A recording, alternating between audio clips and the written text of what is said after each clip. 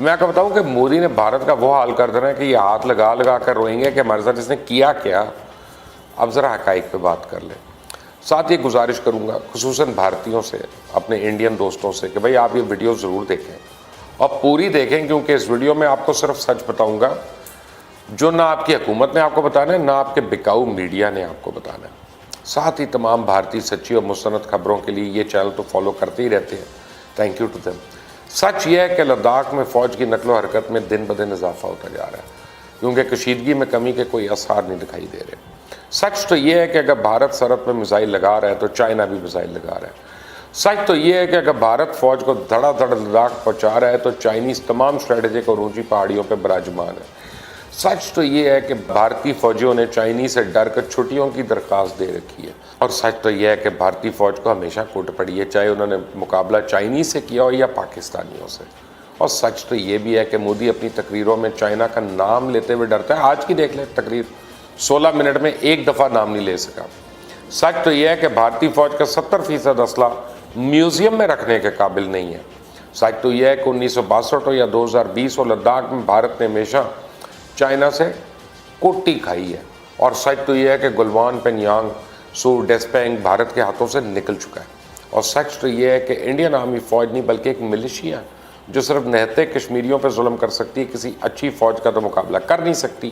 اور سچ تو یہ ہے کہ بھارتی ومان و ورتمان 1 انچ بھی چائنا کے اندر گھسنے کی جرت نہیں کر سکتے. اور سچ تو یہ ہے کہ مودی بھارتی عوام سے مسلسل جھوٹ بول رہا ہے, اس کو سمجھ نہیں آ رہی وہ کرے تو کیا کرے. اور سچ یہ ہے کہ دنیا میں کسی بھی ملک نے بھارت کے ہاتھوں ہمدردی کا ایک لفظ ابھی تک نہیں بولا. اور سچ تو یہ ہے کہ بھارتی میڈیا روز جھوٹ کا پرچار کرتا ہے. سچ تو یہ ہے بھارت کے تمام ہمسائے اس کی جارحیت کے خلاف اٹھ کھڑے ہوئے ہیں. اور سچ تو یہ ہے کہ امریکہ بھارت کو آگے لگا کر پیچھے سے ہٹ گیا ہے. سچ یہ بھی ہے کہ خطے میں بھارت کی کوئی سازش کامیاب نہیں ہو رہی. سچ تو یہ ہے کہ روس نے چائنا کے ایما پہ بھارت کو ہتھیار نہ دینے کا فیصلہ کر لیا. اور سچ یہ ہے کہ راج ناتھ سنگھ اور امت شاہ سے لے کے اجیت ڈیول تک سب بھیگی بلی بنے ہوئے ہیں. اور سچ تو یہ ہے کہ رو ناکام ہو چکی ہے, مارکور بازی لے گیا. سچ تو یہ ہے کہ نریندر مودی نے بھارت کو بیچ چوراہے ننگا کروا دیا. اور سچ یہ ہے کہ بھارت مسلسل چائنیز فوج کو پیچھے جانے کا کہہ رہا ہے, لیکن چائنیز کا کہنا ہے کہ سرحد پہ تمام طرح کی موجودہ کشیدگی کے لیے خود بھارت ذمہ دار ہے, جیسے چائنیز علاقوں میں دراندازی کی کوشش کی اور متنازع علاقوں میں تعمیرات کا کام شروع کیا. اور سچ تو یہ ہے کہ بھارت اور چائنا کی 2 طرفہ تجارت کا حجم $90 ارب سے بھی اوپر ہے. چائنا بھارت کا دوسرا اور بھارت چائنا کا 10واں بڑا اقتصادی ساجھیدار ہے. آج بھارت میں سب سے بڑا ہیش ٹیگ جو چائنیز اشیاء کا بائیکاٹ کے بارے میں چل رہا ہے وہ ایسے ہے کہ بھارت نے اپنے پاؤں پہ کلہاڑی مارنا شروع کر دی ہے زور زور سے. مودی کا خیال ہے کہ جو مقصد میدان جنگ میں حاصل نہ کیا جا سکا وہ تجارتی بائیکاٹ کے ذریعے حاصل ہو سکتا ہے. مودی صاحب آپ کی سوچ غلط ہے, یا تو آپ بیوقوف ہیں یا پھر بھارت کا اصل دشمن آپ ہے, کیونکہ بھارت کو 2 طرفہ تجارت میں اس وقت لگ بھگ $52 ارب کا خسارہ ہے. سچ تو یہ ہے کہ چائنا پہ دار و مدار کا عالم یہ ہے کہ دیوالی کے پٹاخے ہوں, ہولی کے رنگ ہوں, گنیش جی کی مورتیاں ہوں, سستی پڑنے کے سبب چائنا سے منگوائی جاتی ہیں. اور اس حوالے سے حالت یہ ہو چکی ہے کہ بھارتی وزیروں نے نئی شدنی یہ چھوڑی کہ ہماری دعائیں اس لیے قبول نہیں ہو پاتی کہ ہمارے بھگوان میڈ ان چائنا ہے, لو کر لو گل. اور سچ تو یہ ہے کہ گجرات میں سردار بھائی پٹیل کا 3000 کروڑ روپے کی لاگت سے بنایا گیا کانسی کا دنیا کا سب سے بڑا مجسمہ ڈونکنگ میٹل ہینڈی کرافٹ کے چائنیز انجینئرز کا کارنامہ ہے. تو سچی دیش بھکتی تو یہ ہے کہ اس مجسمے کو بھی گراؤں, کیونکہ اس کو چائنیز نے بنا کر دیا.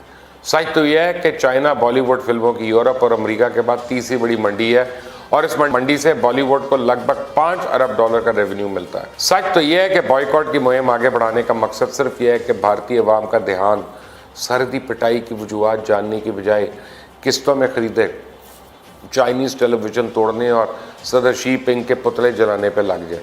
سچ تو یہ ہے کہ اس وقت بھارت کی 75 ابھرتی ٹیکنالوجی کمپنیز جو ہیں اور سروس سیکٹر کے لگ بھگ $6 ارب کی چائنیز سرمایہ کاری اگر منسوخ ہوتی ہے تو بھارت کو جرمانے کا بھی سامنا ہو سکتا ہے. ریلوے اور ٹیلی کمیونیکیشن کے بڑے بڑے ٹھیکے بھی چائنیز کمپنیوں کے پاس ہیں یا ان ٹھیکوں میں شراکت ہے.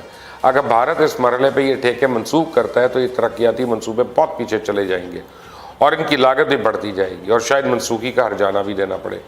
سچ تو یہ ہے کہ بھارت میں دوا سازی کی صنعت میں استعمال ہونے والا 70% خام مال शमसी तवानाई के 84% कुल पुर्जे, हेवी इंजीनियरिंग और ऑटोमोबाइल सनत के आधे अज्जा चाइना से आते हैं।